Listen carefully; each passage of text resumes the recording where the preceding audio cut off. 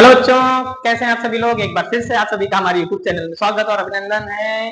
और आज आपके लिए हम फिर से मैथ की दूसरी क्लास लेकर के आए हैं, जिसमें हम डिस्कस करने वाले हैं प्रश्नावली 1.2 की। और बच्चों, ये आपको डिस्कस करने से पहले बता दें कि ये बोर्ड एग्जाम में बहुत ही इम्पोर्टेंट अभ्यास है, क्योंकि इससे बहुत ही ज्यादा सवाल पूछे जाते हैं। तो बच्चों, अगर ऐसी बात है तो हम आइए इसको क्यों ना अच्छे से पढ़ें, क्यों ना, क्योंकि इसका सवाल बोर्ड एग्जाम में कंफर्मली आता ही आता है, याद रखिएगा।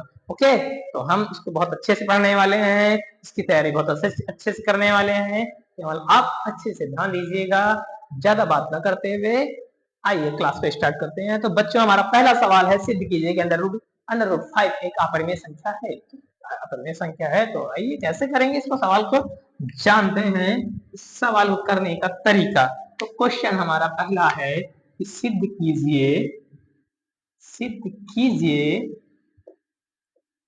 कि अंडर रूट 5 एक अपरिमेय संख्या है। कैसे करेंगे, चलिए जानते हैं इसके विषय में बच्चों। तो कैसे करना है इसको, बहुत ही आसान तरीका। सबसे पहले आपको करना क्या है, इसके विपरीत ऐसे यहां से करना, इसके विपरीत हमने यह माना कि अंडर रूट 5 एक परिमेय संख्या है। अब परिमेय संख्या है तो इसके दो पूर्णांक हैं, इसके दो पूर्णांक ए व बी है, जिसे ए by B not equal to 0 के रूप में व्यक्त कर सकते हैं,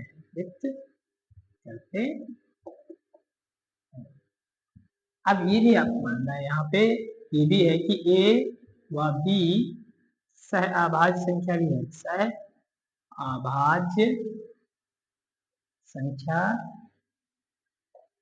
भी है।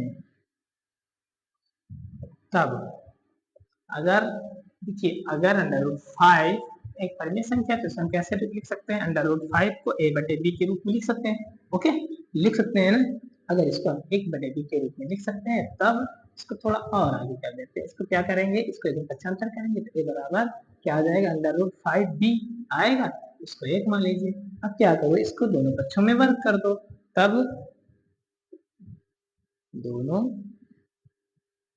पक्षों में वर्ग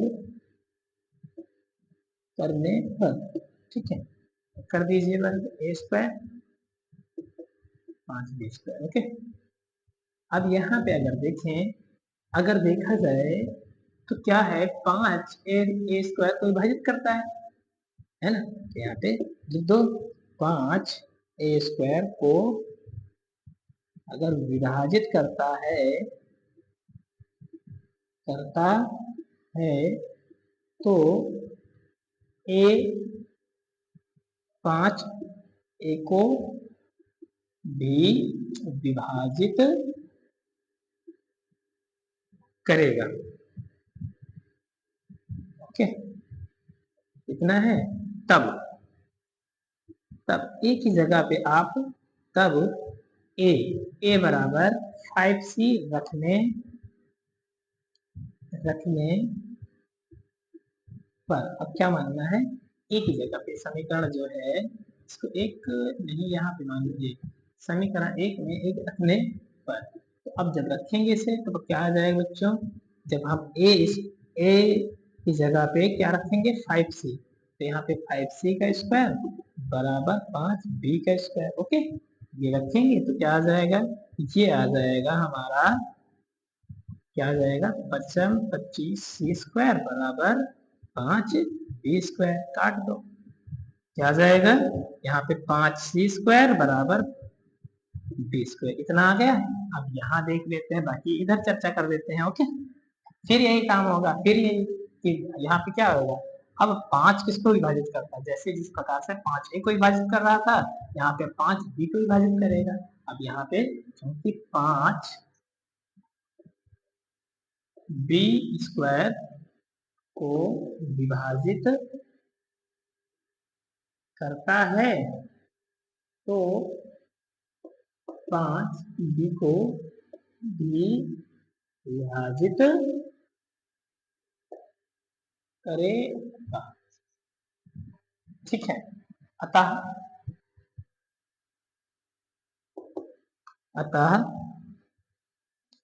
हम कह सकते हैं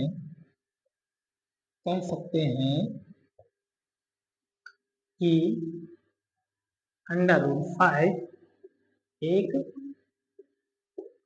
परिमेय संख्या है, तो है क्योंकि इसके विपरीत माना गया था या माना था, अतः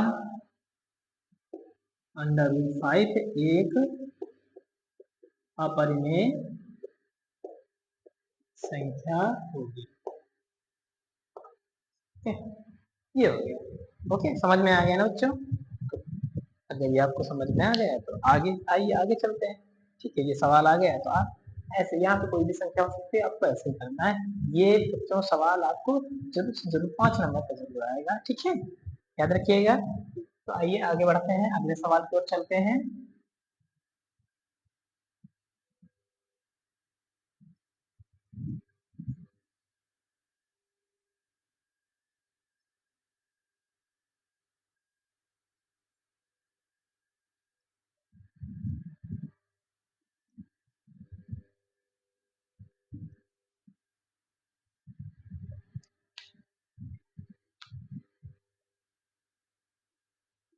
है ना? अब यहाँ पे दूसरे सवाल की ओर चलते हैं। दूसरा सवाल क्या कह रहा है, सिद्ध कीजिए कि 3 + 2√5 एक अपरिमेय संख्या है। तो यहाँ पे हम क्या रख लेते हैं, 3 + 2√5 एक अपरिमेय संख्या है। तो बच्चों यही लिखना है, लिखना वही है। इसके विपरीत हमने यह माना कि क्या, यहाँ पे संख्या चेंज हो जाएगी, क्या आ जाएगी, 3 + 2√5। ओके, एक परिमेय संख्या है जिसके 2 पूर्णांक और बी है, जिसे a/b p0 के रूप में व्यक्त कर सकते हैं, करते हैं। ए और बी, इसमें ए और बी क्या है, सहभाज्य संख्या है। अतः फिर वही चीज, अब अगर अगर ये संख्या क्या है, परिमेय है, इसको हम क्या लिख सकते हैं, इसको हम 3 + 2√5 लिख सकते हैं बच्चों। कैसे, ऐसे लिख सकते हैं। जब ऐसा सवाल आए तो एक काम करना है आपको, जैसे अकेले अंडर रूट में संख्या कोई आए तो जो मैंने अभी पहला सवाल बताया उस तरह से करना है।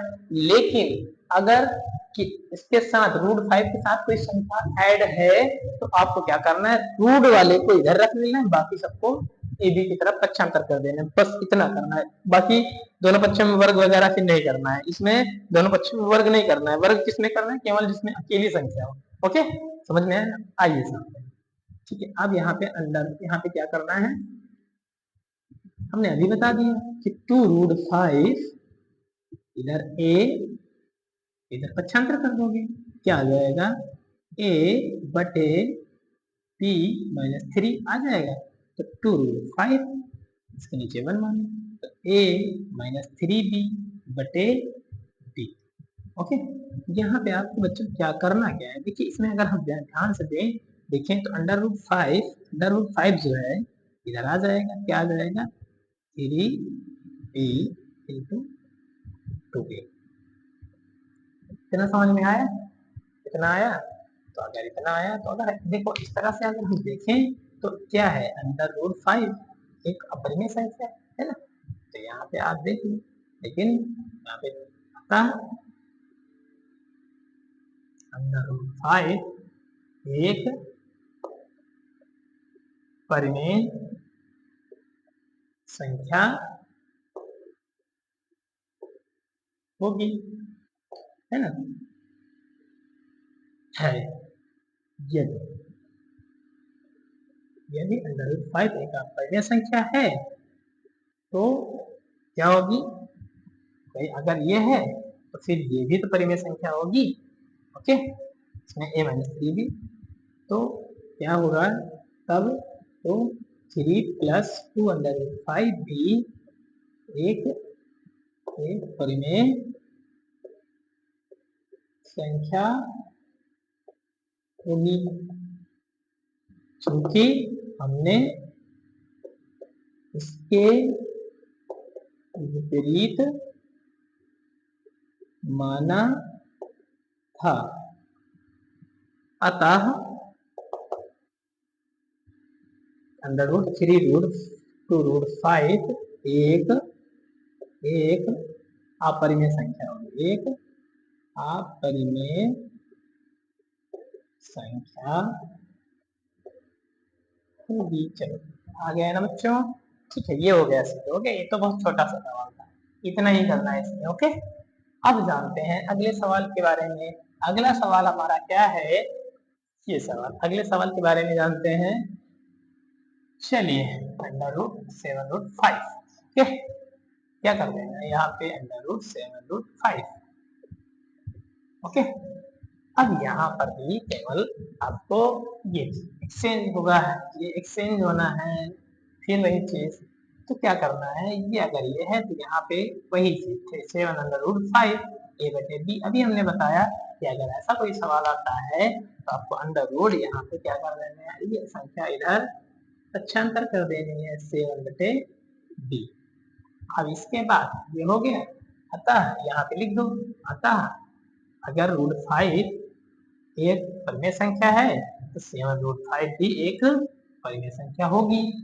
और इस क्योंकि हमने यहाँ पे इसके विपरीत माना था तो 7√5 एक अपरिमेय संख्या होगी, सिद्ध हो गया, ये हो गया। ठीक है, तो बच्चों इसी तरह से हमारे ये क्वेश्चन आइए देखते हैं, ये वाला क्या है।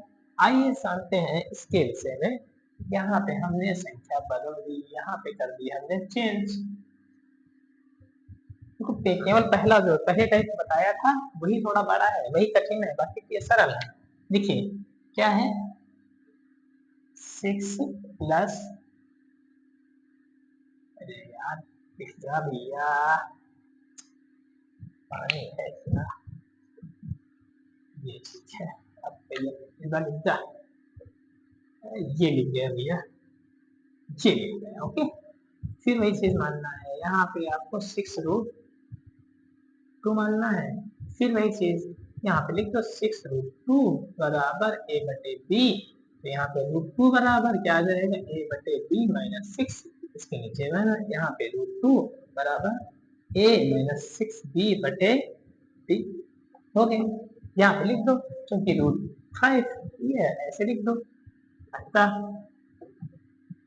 ये लिख दो, हो गया।